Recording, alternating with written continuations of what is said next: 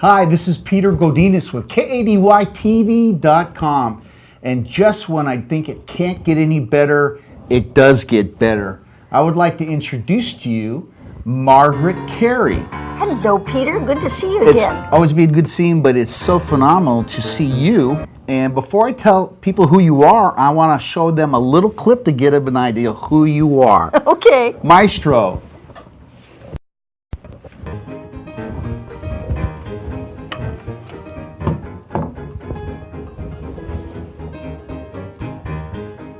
Should we turn her slightly so?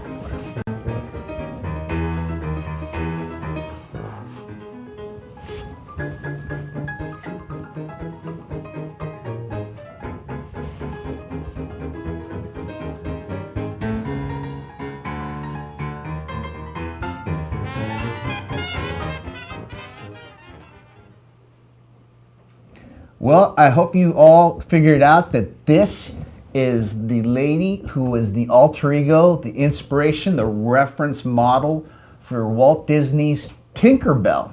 So I know all you guys out there at one time had a crush on Tinkerbell. Well, here she is.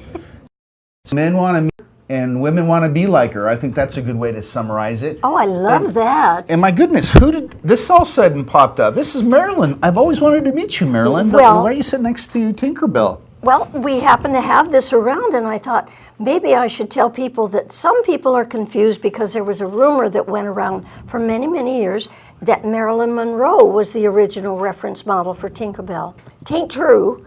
I am the original reference model, and you could just tell from my actions. But I have to tell you, I worked with Marilyn, and we did a magazine layout for bathing suits, two-piece. I mean, we're talking back in the 1940s. Two-piece bathing suits, and she was just adorable. And it makes sense, it's a good story to say that Marilyn was the reference model, but you needed a dancer and you needed a pantomimist, and that was me, and Marilyn hadn't learned how to really dance yet. So she would have been a great model, but I was better, right? Okay, Peter? Right on. But I always wanted to give Marilyn Monroe a kiss on the cheek, is that right? It was just kiss on the cheek. That's all. That's my way. You got it? Thank you. Anyway. Well, she was just absolutely adorable. We all loved her. And I heard that all the way through her career. Norma Jean, right? Yes, absolutely. But we knew her as Marilyn because when I worked with her, she was under contract to 20th Century Fox. It was just starting out to become that person that we know as Marilyn Monroe, who was... When she walked into a room, Peter, you couldn't take your eyes off of her. Same way when I worked with Elizabeth Taylor as a teenager. And she walked into a room and nobody else was there. It was just amazing. And Elizabeth Taylor was just as dear and sweet as Norma Jean was. So I've had a lot of fun meeting a whole bunch of wonderful people. I think they'll probably say the same thing about you, Margaret, but you're so humble you won't admit it. Don't you love him? I love her. So tell us, how did it all start? You became Tinkerbell, but what was happening between when you were born and when you actually got the part for Tinkerbell? Well, I was adopted when I was 3.5, right here in Southern California, Los Angeles actually. And my mother decided, because the Depression was going on there, that I was so cute that I could be in our gang comedies.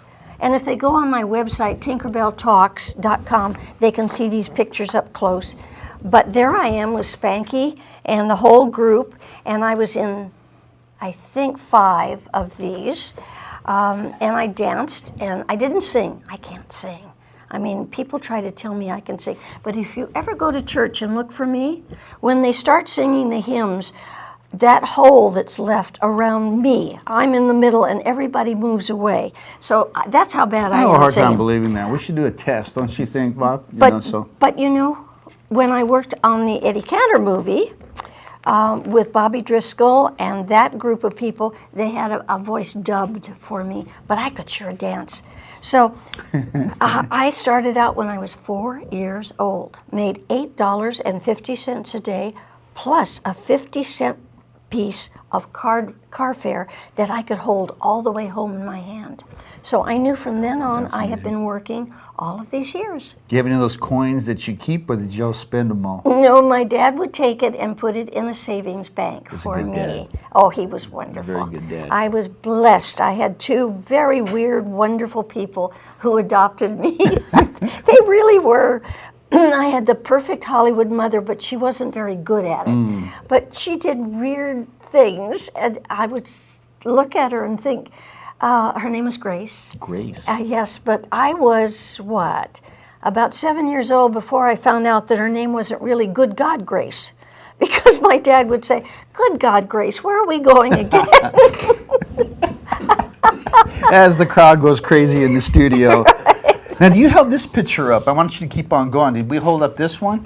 Well, that was, we were doing a swimsuit promotion. If you see it really close, they are the most uncomfortable sunsuits you've ever seen in your life. But that's what kids wore. And so this went out in advertising. And how they got a license to do it, I don't know. And we're all in these sunsuits here. There are other stills on my website. That they go see. Yeah. I wanted to make light of this one because I forgot what year it was. You were voted best legs in Hollywood. Yes, I was. And based on what I see here, but tell us a little bit how that happened. Was there a vote? Well, that was years later. Because I had been working, I had really had no friends. I was either at a girls' school, and I went to a girls' school because you could get a piece of paper that said you could leave school and work. You couldn't do that in public schools usually. So I didn't see any of my classmates. I didn't have any friends, and somehow this girl named Bee came into my life. I think my mother and her mother were friends. And Bee decided that there was this contest on Hollywood Boulevard in the now, I think it's called the Henry Fonda Theater right now. But so it was going to be the world's most beautiful legs contest, but she didn't want to go alone. And so she kept after me, and I said, okay, okay, okay. I think it was about 1947. And so in our bathing suits, we marched out on the stage, and from the top, they dropped down this shade so you could only see our legs underneath, and the audience voted for us. Whoa. And guess what? You won. I won. Bee didn't talk to me again. Competition has a way of breaking up people. But I was stunned because I don't have long legs. They're well formed, but the legs got me the part of Tinkerbell. Not surprised.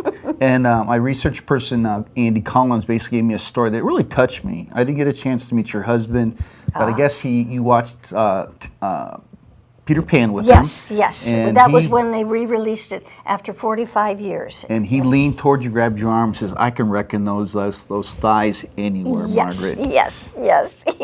He was such a doll. And I married him 4 years after I lost my first husband. And he was a widower.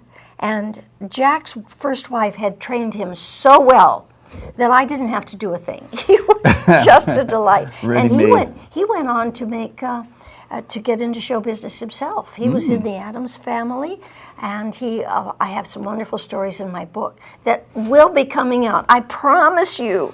I think I've been at it 120 years now, but it will be coming out. It's the name of the book so people can... Tinkerbell Talks. Tales of a Pixie Dusted Life. Well, she didn't talk much when she was on camera, so I'm sure she had a lot to say. Huh, Margaret? I always have a lot to say.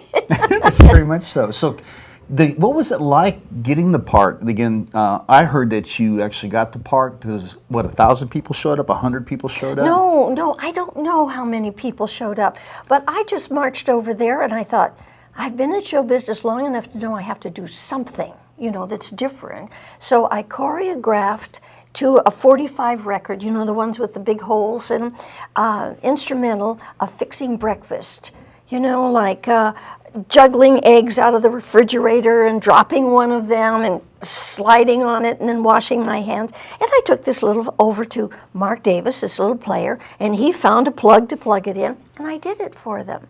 And they looked at me and they said, "We'd like you to do the famous pose of landing on the mirror on Wendy's dresser and then preening yourself." So I did it.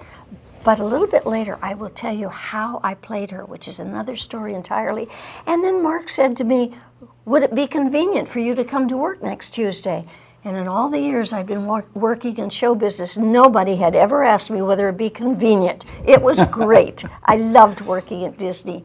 Well, I'm hoping you'll do some of the facial expressions later on today, so we'll get your face all warmed up. Okay. But we're going to take a break for our sponsors, but we're going to come back here on Margaret Kerry, the inspiration for Walt Disney's Tinkerbell.